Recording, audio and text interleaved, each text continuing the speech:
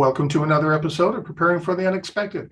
I'm your host, Alex Fullick, and as always, we like to talk about things related to disaster recovery, business continuity, emergency management, COVID, well-being, leadership, crisis management, anything that helps you, your organization, or your community plan for, respond to, and overcome adverse situations. If you'd like to be a guest on the show, please feel free, reach out. You can find me on LinkedIn. I'm the only Alex Fullick on LinkedIn, so I'm really easy to find, and I respond to everything I get. Couple of quick announcements. October 11th to 14th, I will be speaking at the DRJ conference, and I will also have some MC duties on there. November 3rd to 4th, BCI World Virtual. I will be speaking at that conference, and I will also be facilitating a panel and 2 networking discussions. And finally, December 1st to 2nd, in Toronto is the Continuity and Resilience Today conference, and I will be speaking there too. And just in case anyone's forgotten, don't forget my latest book, Planning and Performing the BIA, is now available on Amazon.com. So I mentioned that if you wanted to be a guest, to reach out.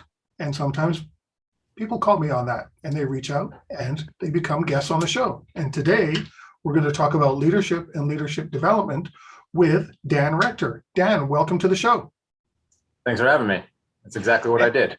Yeah, Dan reached out, and I don't know if he's going to enjoy it. I hope he does, but I took him up on his offer, so now he's here. So Dan, I know we've gone back and forth, and I know what you've done. Can you take a minute or two and talk about yourself, what you do, your background, and how you got into what you do now? Yeah, so my name is Dan Rector. And right now I work for Espalis Advisors as a business resilience advisor. So our goal is to work with organizations and kind of help them be resilient, right? So what does that mean? You want to be prepared for anything, prepare for the unexpected, kind of like your podcast, help them identify those things. And I also work a little bit on the business development side. So just kind of helping create relationships and partnerships. Now you mentioned something in your background with Army or something, if I'm not mistaken. So yep.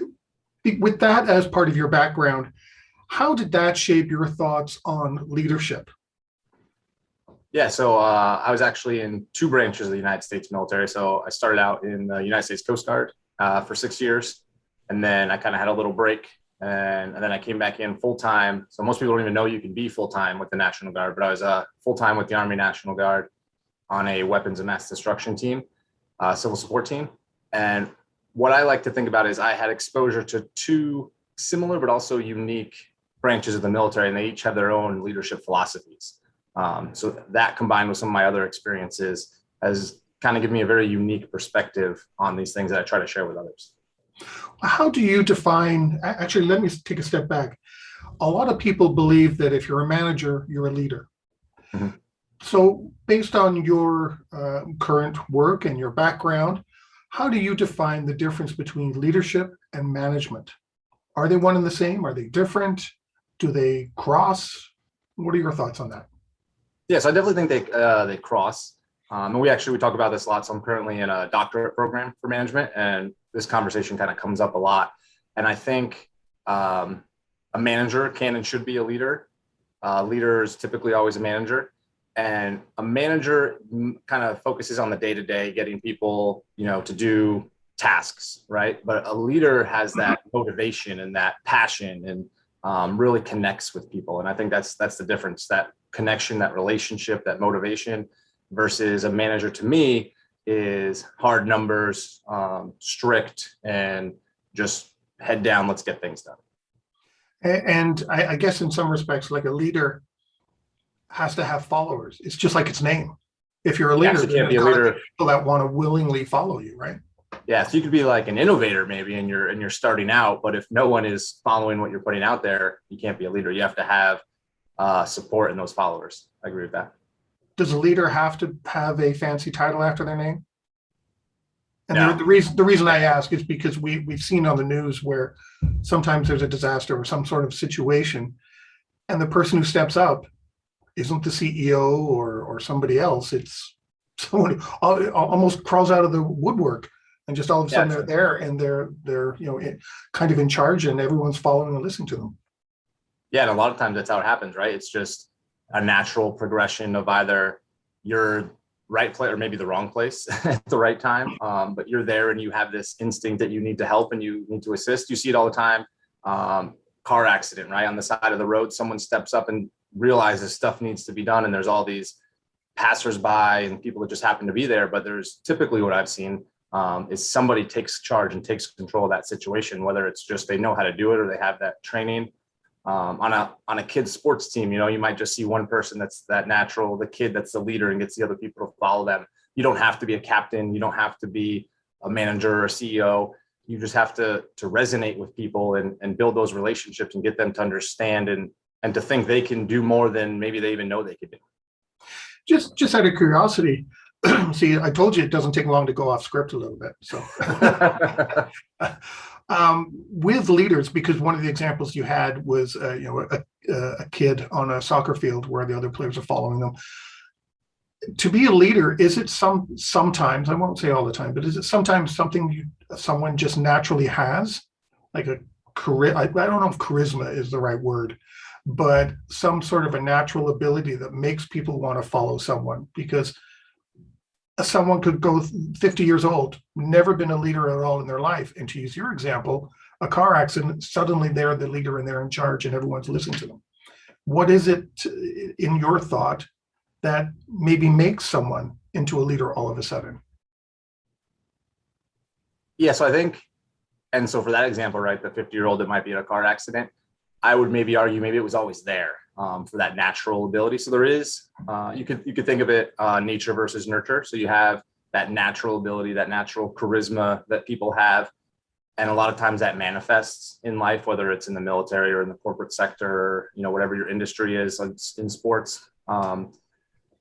And what you could take those natural leaders, and when they really excel is when they put their head down and they learn and they practice that trade. But then you also have people that maybe aren't natural leaders, but they want to be better. So they're going to go out and they're going to find those resources. They're going to learn, they're going to develop, and they're going to try to work at it. So I think there's those kind of two parallel, ladders that you can climb up. And there is, right, natural ability. You see it on athletes. They, talent is good, but if talent doesn't work, I forget the saying, hard work beats talent when talent doesn't work hard, right? I think that's the same thing for a leader. So leadership development and skills and training are going to beat that natural leader if they're not practicing those skills. So the guy that's responding to the car accident, the guy that just happens to be in that disaster scenario, there's something there, whether it was training that they did in their past, or it was that natural ability, something allowed them to react to that. Now, you mentioned an interesting point there, leadership development. So let's jump in on that with organizations and leadership development programs. In your view, what is a good leadership development program, and what would it contain, and what does a bad one look like? As well, a bad one doesn't necessarily mean automatically the opposite. So, what's a good one and a bad one for you? So if I'm looking at an organization or working with leaders, number one, we want to see, do you have one? So a lot of organizations, and this was mind-boggling to me coming out of the military, don't have leadership development. And I just didn't understand. How do you not have it? Just like it does not compute. So in the military, everything's very structured. You're trained and developed by your first line leader, and then you move into the next level of responsibility. We used to say 2 up, 1 down. So you need to be able to do the job of the 2 people above you, and you're training the one below you at all times, no matter what level you're in. And then talking to my wife who works in healthcare and other people that I communicate with, organizations just don't have leadership development programs. So number one is you got to have one. I think something is better than nothing, because if you have something, people are going to think about it and people are going to realize that it's important, and you can develop it from there. If you have nothing, you're out of luck. As far as what's good, I think mentorship and that mindset of promoting within are 2 good key characteristics that I would like to see. And then a bad one, if they actually had one, would be a leadership development program that's just kind of, you could, like, you ever see something you just know, okay, this was just put together last minute, it's just there for the show. You could tell it's like, hey, we develop our leaders, but they don't get anything out of it. And when they leave these programs or they leave the sessions, they don't feel like they have anything concrete that they can take away.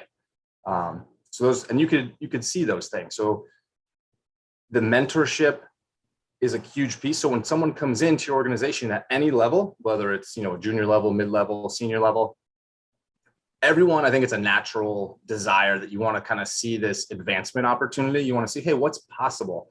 And if an organization from day one shows you what's possible, and then they also provide you with a mentor that's going to provide you steps to get to there, now you have buy-in from your employees who they really want to be there. I want to be part of this organization because they're going to help me be better. I want to be better. And there's that motivation there.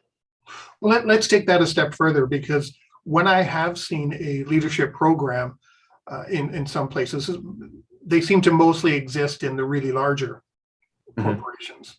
I don't know your experience, but I know from mine, I've seen it more in larger companies. Yep. And leadership development programs seem to only be for people who have a management title and up. And it seems will develop their leadership, but there's a lack of development for, and you even mentioned it, employees wanting to be mentored and move up, that some of these leadership development programs lack that component, that leadership development should be for everybody, not just VPs and up or anyone with a management level title. What are your thoughts on that? So 100% agree. It should be for everyone. And this ties into something that's very big right now, diversity. Everyone's talking about diversity. And one of the big, speaking with a lot of business owners of all levels, they always say, hey, I don't know where to find qualified, diverse talent. And the answer is usually within your own organization. Mm-hmm. If you've built a diverse organization, you have people, but you need to train them and develop them, because again, they could be natural leaders, but they haven't had the opportunity to excel, or like 99% of us, they need to develop those skills. And what that does by training the people at the lowest level, you're building a continual pool of talent that you can pull from. So now when you have, let's say you promote a manager up to a regional position, you can pull from within someone who knows the system, and there's not going to be any gap. There's not going to be any delay. There's no change in, leadership style. You can just continue rolling because they're plug and play. They can go right in. Right. So I think from a continuity perspective for businesses, that's huge. And there's risk associated if you don't have that. So if you lose a manager either for promotion or they take a job elsewhere, and you're panicking to find someone and their team can't fill that role because they're not prepared, what do you do as a company? You're going to lose, profits. You're going to lose value. You're going to lose efficiency. And now the team, you could even lose team members. Yeah, you're going to lose team members. No longer have that direction, and all of a sudden they're gone. Yeah, and they're going to be stressed because if you ask them to do something they're not ready for, now they're going to be stressed and freaking out because, hey, I'm put in this leadership role, but I have no idea what I'm doing. But they should have been prepared from day one. So how do you go about, actually, that's a question for a little later that I know we're going to talk about. So hold on, I'll go to a different one. You mentioned earlier the leadership, program participants, shall we say. They end up leaving these programs with nothing really concrete to show for. So what should these programs contain? What should they have in there that if I graduated from Dan's leadership program, I should be able to walk away and be able to start leveraging right away? What kind of things should be there? Yes, I think that mentorship piece is number one. So realizing that you need to mentor everyone on your team, no matter the level. So if you're a supervisor and you have 3 people underneath you, or you're a country, manager, CEO, and you have thousands, tens of thousands, hundreds of thousands of people underneath you, your immediate team members need to be mentored in what you know. And if a good program is in place, as you move up in levels, you're going to learn more and more and more about business practices, about specific communication techniques, about the organization itself, but also hopefully the industry that you're in. And then as they're learning more, they should be kind of this trickle down effect that they're passing down to the people below them. So if you can come out of one of these sessions, and maybe if, it doesn't have to be super formal. It could be, hey, I'm your supervisor. Once a month or once a week, we're going to sit down, we're going to have a 5-minute conversation about X, about, hey, this is something that I do and I want you to know how I do it. And I want you to be able to do it so you can jump in if need be. Or it could be on communication. Hey, I've found that this works well. That mentorship relationship is key. I've had bosses in the past, whether I've been contracting or when I was a full timer, and I've had managers and leaders, schedule time with their staff. Half the time, those sessions get rescheduled. Yeah. And you never end up meeting with someone for a month or 2 months. You're meeting with your boss via email half the time. Yeah. And I've worked with others that schedule off a part of a day. Let's say the first half of Wednesday. They don't take meetings. It's completely their team and their team only. Mm-hmm. And they talk about how what's going on in the team, who needs direction, who needs my help, who's got a roadblock. Is that one of the things that we should kind of strive to do as a leader, is to take that kind of approach, make time for people for that mentoring, like you said, right? Yeah, and if you don't schedule, it doesn't exist. And I think you need to mean it. So, I've had feedback from people who would come out of a meeting with their boss and be like, wow, a CEO of a really large company, like, I felt like all he cared about for those 10 minutes was me. And it didn't matter what they talked about. The CEO was laser focused on that, that employee, and he cared, and they recognized that he cared. So if you can treat these sessions like that, I think that's huge. And it's all about the core values and the vision and the mission of your company. What do you want it to look like? And you have to nurture it, right? Where companies and employees are like, we have a new puppy. It's like a puppy or it's like a baby. They're going to turn out how you nurture them and what you expose them to, right? So if you want a company to look a certain way, you need to grow it that way. And it starts from the top, and the leaders that you bring in need to have that mindset. And if they don't, I say they need to go. And then those leaders now have that buy-in. And as it goes down and down and down, you make sure that trickle down effect is there. Easier said than done. But that's the goal, right? Great. Well, that brings me to another question. I call it leadership fear. That a lot of times leaders, or especially people in higher positions, are afraid of those that report to them knowing more than them. But in my experience of good leadership is to develop those people so they are good, because that just reflects back on me as, hey, Alex is a good leader because everybody on his team is so strong and so good. So what are your thoughts on that? Because some people, the leadership fear part, they don't want their team to be as smart as them. Yeah, I think that's flip that 180 degrees. I want my team to be way smarter than me. I want to be the person that can build relationships and kind of keep everything together. But I want to be able to point to, Alex, or point to, Jane. Like, if someone's asking me about something, you need to talk to her. She knows what she's talking about. She's an expert. Let me go introduce you. It's going to make them feel good, right? So now you're letting them know they're the experts. And if you want to have a good team, you need to go find those people. You want, the number one person, you want the number one draft pick, or, whatever it is, the top person on the team, because it's going to make your team stronger. Now you want to make sure that they're not arrogant, right? They got to fit your core values, and they got to be team players. But as a leader, you can't know everything, right? Even if you're in a very specific niche, even if you're a welder, right? And you have a welding company and you have a bunch of welders underneath you, there's still other things that are going to be out there that you want to learn, or that you need people to be experts on. Maybe it's, billing, maybe it's HR, maybe it's, a specific type of welding, if we're going with that example. But just because you're in a very narrow niche, you want the best HR person, you want the best secretary, you want the best billing person. You want to go find someone that knows more about welding than you, and maybe make them your mentor, bring them into your team.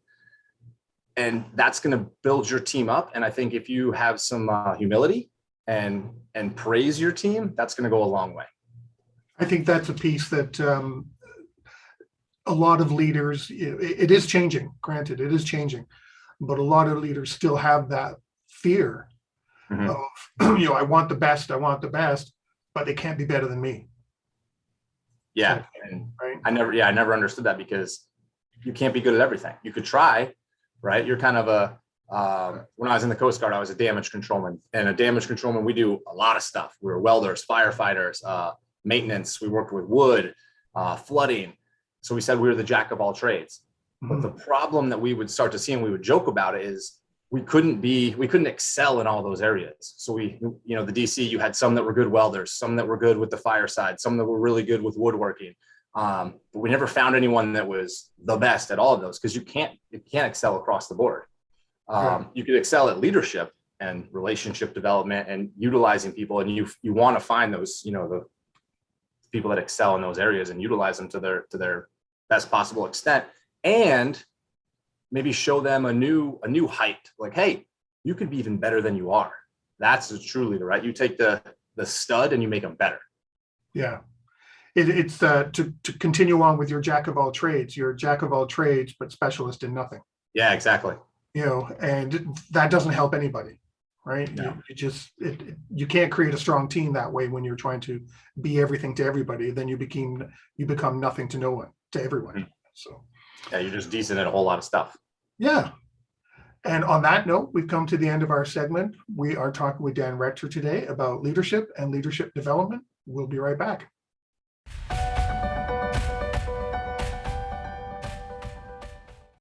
Welcome back. Today, we are talking about leadership and leadership development with expert Dan Rector. Dan, let's look at some of the concepts with regards to leadership development programs. What kind of concepts should we be aware of? Yeah. So I don't know if I'd call myself an expert, but I'm always trying to learn. So maybe I'm just someone who's curious about leadership. But anyway, maybe expert with a small e. Maybe. I think sometimes they get a little too arrogant when you say expert. The goal is to always continue and continue learning. We'll go with expert for today. So a couple concepts that I like to think about, and I pulled these from, we talked about earlier, 2 branches of the military, as well as my academic work and my doctorate program. I kind of have a broad overview of the way different organizations have set up their leadership programs and even their just organizational structure. And I try to blend them, because some things work from one, they don't work in the other, but I think there's good pieces you can kind of pull. So the first one, and actually, is a incident command, ICS structure, span of control. So you can only supervise a certain number of people. You can't be accountable for 37 children. There's no way. Even teachers have aides and assistants, because it just gets out of control. So span of control, and from a leadership point, I think 3 to 7 reports or team members or subordinates, however you want to call it, is ideal. And that allows that leader to focus on each one, to develop a relationship, to help them maximize their potential, and to actually, as we talked about earlier, schedule meetings with them and kind of develop those relationships and be a mentor. And that span of control is your umbrella of responsibility. So kind of underneath that. So if you're a junior supervisor at a restaurant, you might have 3 employees that report to you.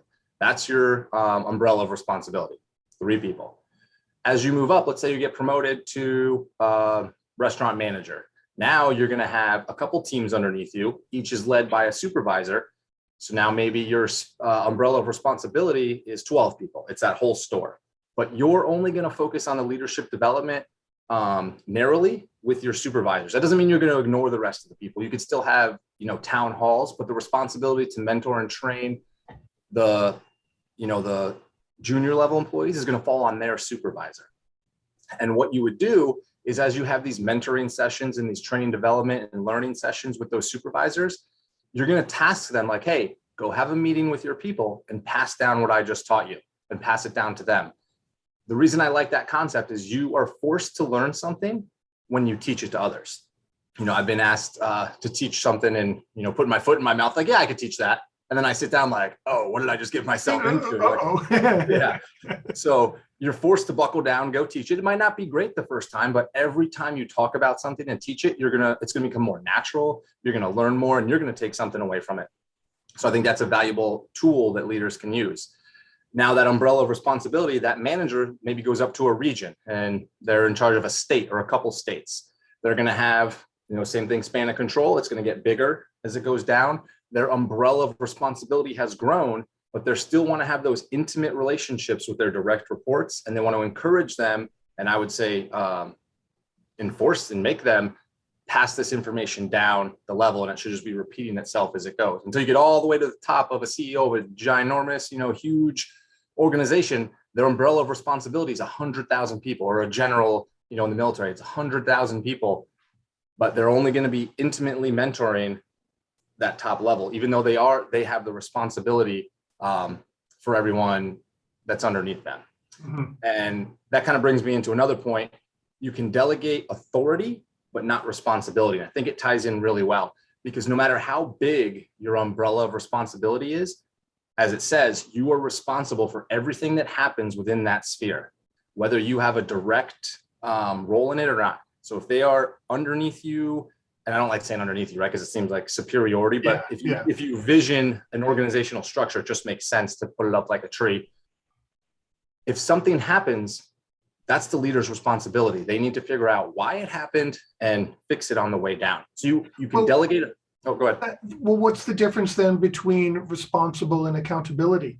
Because to use your example, as a person goes up the hierarchical tree, they take on different responsibilities.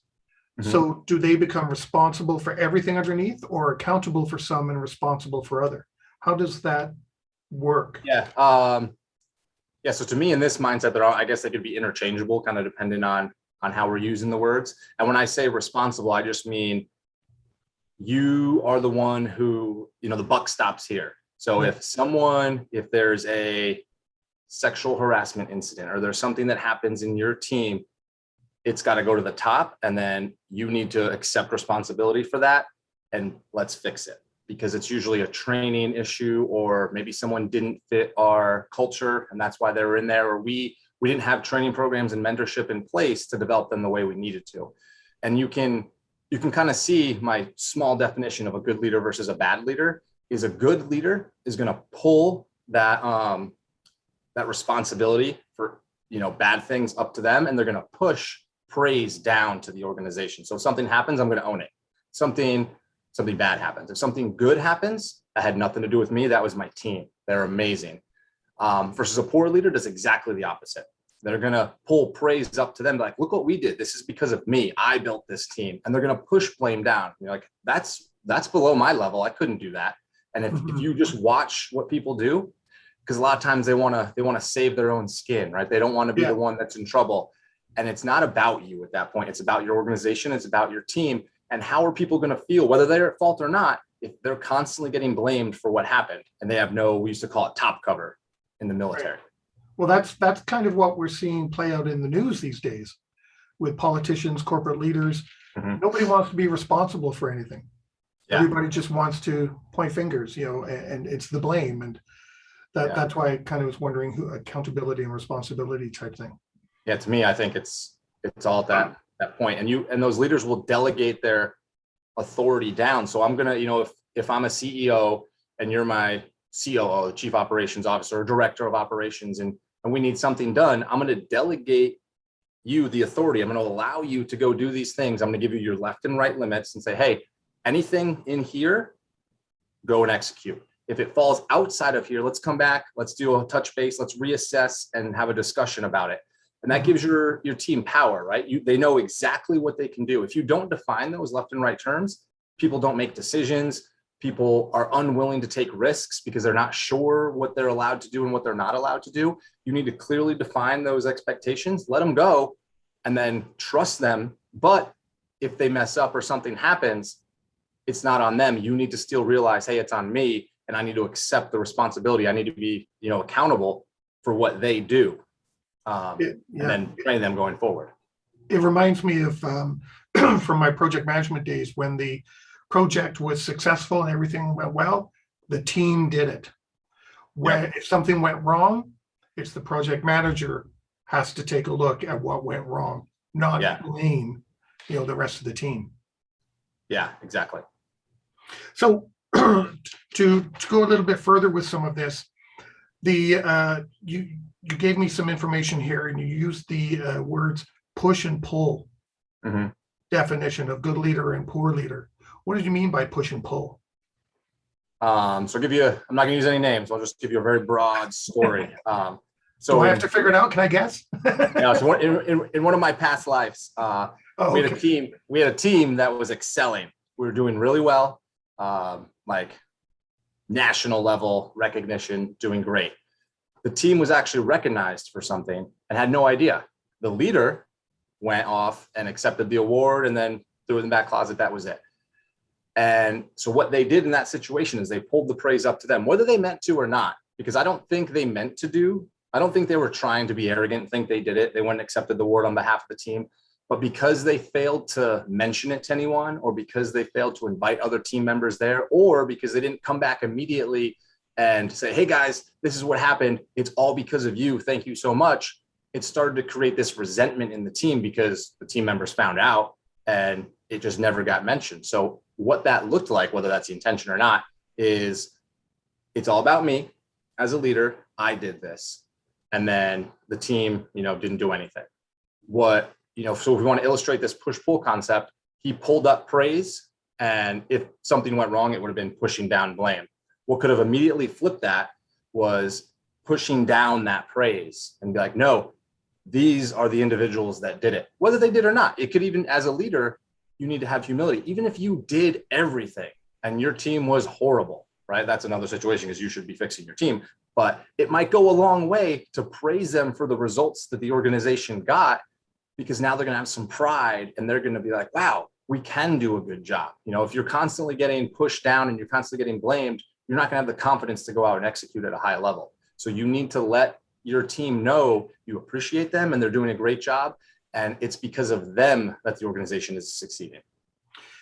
You just gave me a fantastic, well, it's not a fantastic memory, but a fantastic personal example of the exact thing that you just went through.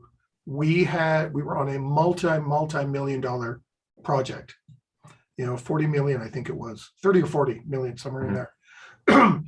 And it went on for a few years.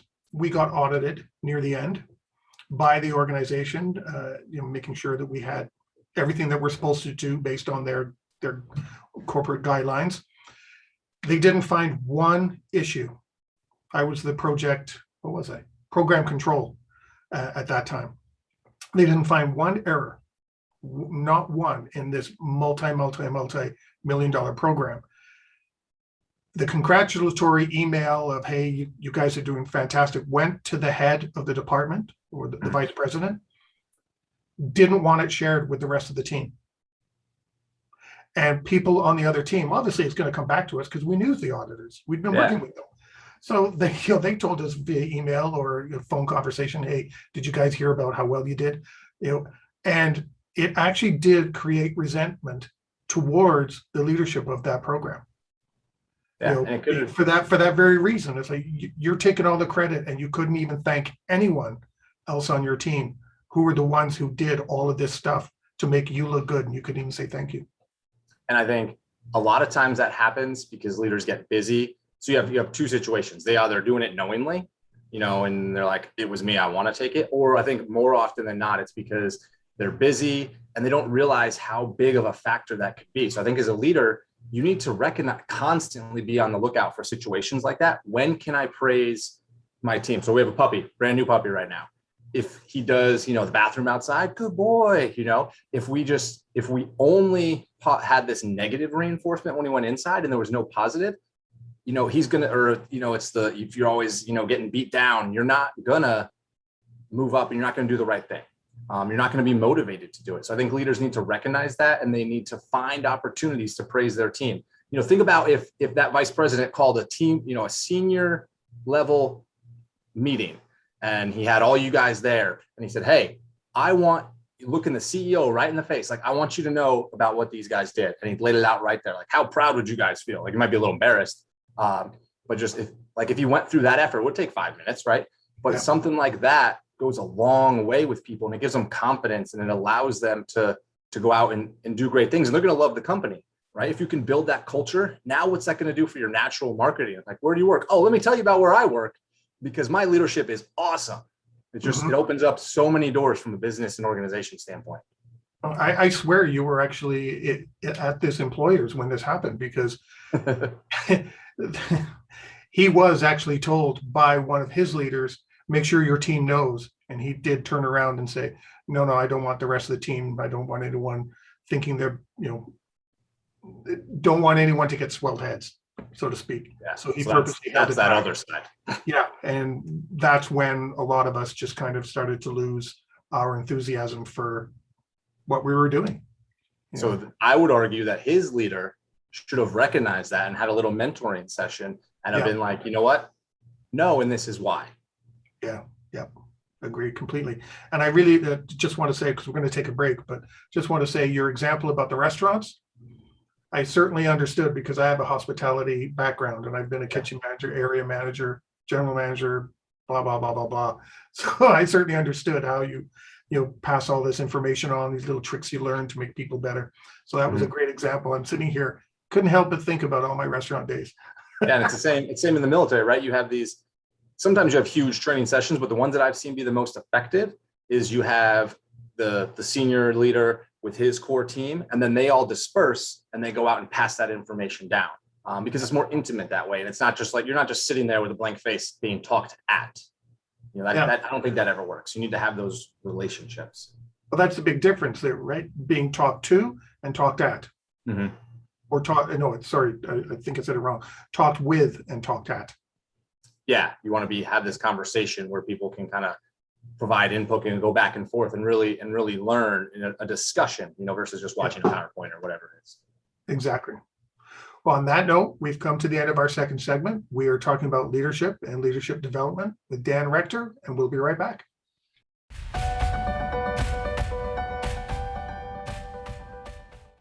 Welcome back. Today, we are talking about leadership and leadership development with Dan Rector. Dan, lots of great information in the first and second segments. In our last one, I'm just wondering, where does a leadership program reside? Who's responsible for that?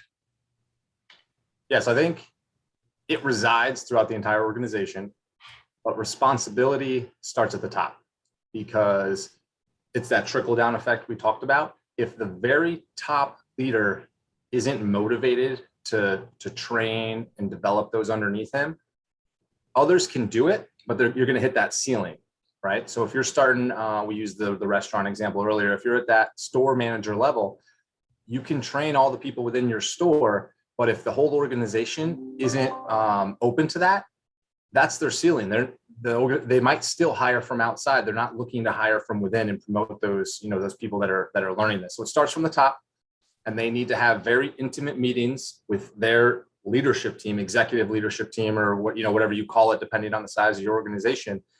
And they need to lead by example. They need to mentor them. They need to train them. They need to give them the authority to go do their tasks, and then also prepare them to do their job, so that we were talking during the break that you've done well when you can step away for a couple of days and come back, and the business isn't on fire. And it's like you never left, because people are prepared to step up and move into that role. So you start with those core leaders, and then you provide them with little tidbits and little knowledge, and you instruct them, take it down to the next level, and you keep letting it flow down. And then there has to be some kind of follow through, because you could send that that snowball on its way, and it could stop, or it could break apart. And you need to make sure that leaders at every level are being held responsible to train their team. Whether that's an audit, or that's just a follow-up, or casual conversations, but it needs to be important to the leadership, and they need to express that to the organization, and they need to know a why. I just wrote an article about the why and why it's important. That's too many whys, but the reason that it's important. If people understand the why behind something, they're going to get a lot more buy-in. So this leadership development program is important for you personally, because maybe it's going to allow you promotional opportunities. It's going to allow you to increase your income. It's important for the business, because we're going to have continuity between people. If someone needs to take a leave of absence, paternity leave, or they get sick, we don't want to just stop and put more stress on everyone else. If someone leaves, there's usually a lot of stress on the rest of the team, whether it's permanently or temporarily that they're gone, because everyone is struggling to pick up that slack. But if you have someone who's ready, willing, and able to just move up into that role, maybe even if it's, temporarily, it's going to lower the stress level on everybody and just make it that much more easier to continue operating and stay in business. We also said during our break that sometimes we didn't use the word, but we have to learn from our mistakes too. And sometimes when we're explaining things, we have to make sure we're explaining them correctly so that the person who is taking over for us while we're away for a few days can carry on properly. And if we didn't explain it wrong, they have an issue with it, or it didn't work the way we thought it would work, we still have to take ownership of that. You know what? You're right. It's not your fault. You encountered that. It's my fault. I didn't explain it properly, or I forgot to give you this one piece of information, which has happened to me a few times, and that's why you experience this. It's my fault. If I do that every time and I'm admitting my own faults, then over time, the people that I'm talking to as well will start understanding things and taking ownership of it. It's like, no, you did respond. You did explain it right. I didn't listen properly. I thought I could do it better. And people start taking, as you said, ownership. They start owning, what it is they're responsible for. And I think one last point on that, it reminded me of I was listening to someone talking on the TV, I think, and they said it's not a mistake, it's an investment in education. So it's not that, hey, you messed up as a leader or as a subordinate. It's okay, let's recognize it and we're going to learn from it, and let's not think about it as a mistake. Let's think about it as an investment, right, in our education. We paid in stress, or we paid in loss of dollars, or we paid in a loss of a relationship, but we learn from it. We are going to become better from it. And if you think of everything in your life in that way, I think that's going to truly change how you think about developing yourself and developing, your team. Yeah, you've got to learn from your mistakes. Our parents said that when we were little kids. Yeah, if we could remember everything from when we were kids, it would be so much better. Yeah, we'd be fantastic, wouldn't we? Like I'll watch my kids just play with each other. I'm like, they don't care who they are, what they look like. They're running around having fun. Like, let's all just go have fun. Yeah. So we're coming to near the end of the show, but one of the last things I want to get your thoughts on is, how do you measure the success of a leadership program, or even the success of a leader, if that's even possible? Yeah, so those things are hard, right? If we're going to measure the success of a leader, I think we're going to look at his team. And you can walk into a room, is everyone smiling? Is everyone happy to be there? You could feel it, right? There's like this energy. I've walked into rooms and everyone's just like, oh, here we go again. And they're glum and they're down. Maybe, there's something going on in there. So coming out of the military, maybe we're just in the field for a week and everyone's just exhausted. But in most organizations, that's not going to be the case. Why are they not excited? And if that's the one true goal of a leader, is to get people excited, like, let's get pumped up to go do whatever we're going to go do. Because if you do something with excitement, you walk into a restaurant and someone is truly loving their job, you can tell, versus if you have a server, that walks up to you and they're just like, like, what do you want to make ends meet? Yeah. Like, what do you want? And that's fine, but let's motivate our people. And that's how I think that's the only way you could tell. You could look at metrics, you could look at dollar amounts that's coming into the business. I think that's all just reflective of the culture of an organization. Mm-hmm. And you want that deeper piece. You want to get to the heart and the soul of it.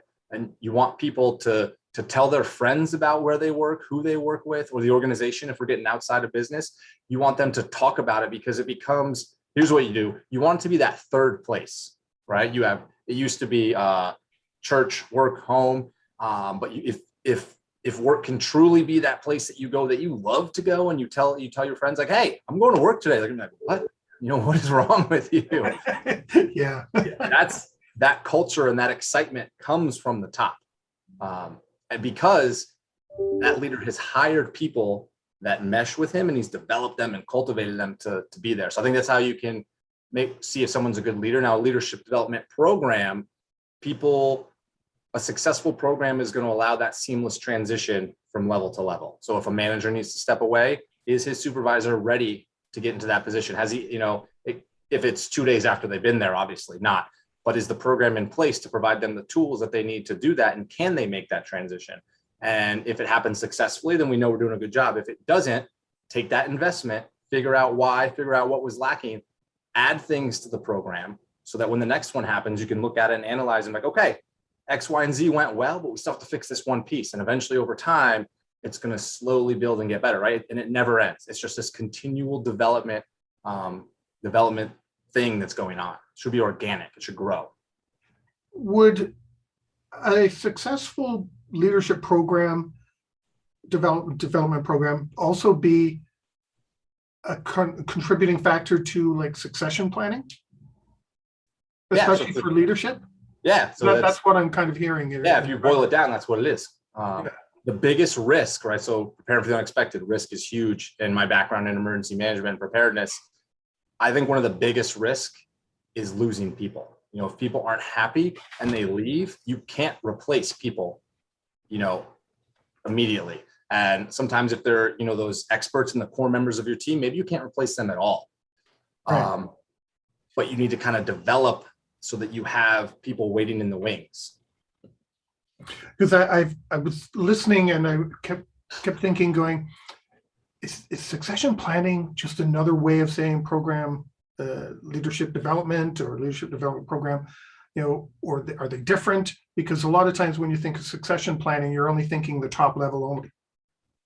Yeah, right? But so what happens now if you move up the top level, you're gonna have a gap underneath. So it's this cascading effect. And I think it's one and the same. And if you're not developing those people, you could put on paper, hey, if something happens to this vice president, this director is moving up. Cool. Can they do the job? Are they ready? Have they been mentored and groomed to do that job? You know, in the military, it's 2 levels up because, you know, the realities of military work is someone could be gone like that, not because they quit, because, you know, something happened.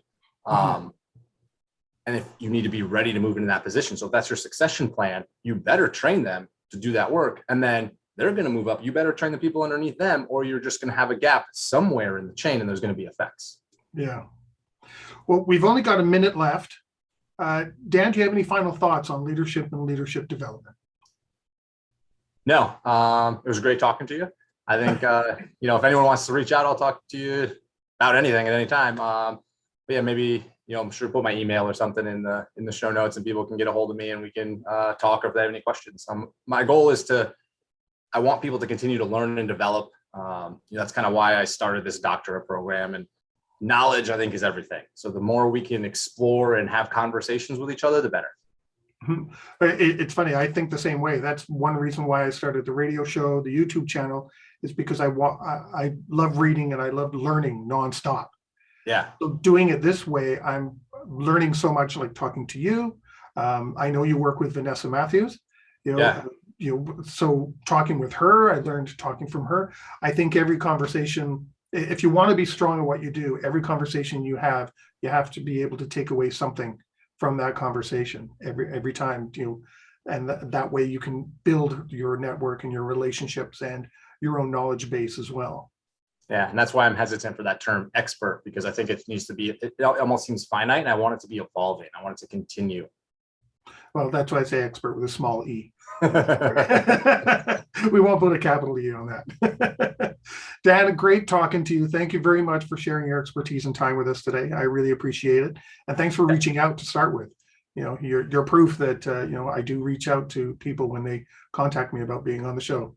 So yeah, I messaged him on LinkedIn. I think within a day, he got back to me. So yeah, see, I really do respond.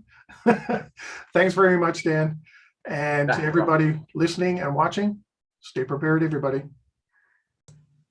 If you liked that video, thumbs up. If you didn't like that video, thumbs down. But leave a message and let me know what your thoughts are. If you'd like to be a guest on the show to talk about something related to business continuity, disaster management, COVID, personal well-being, anything that's relatable to those subjects, you can reach me through my LinkedIn profile, which is in the video description. And of course, don't forget to subscribe. In the meantime, stay prepared, everybody.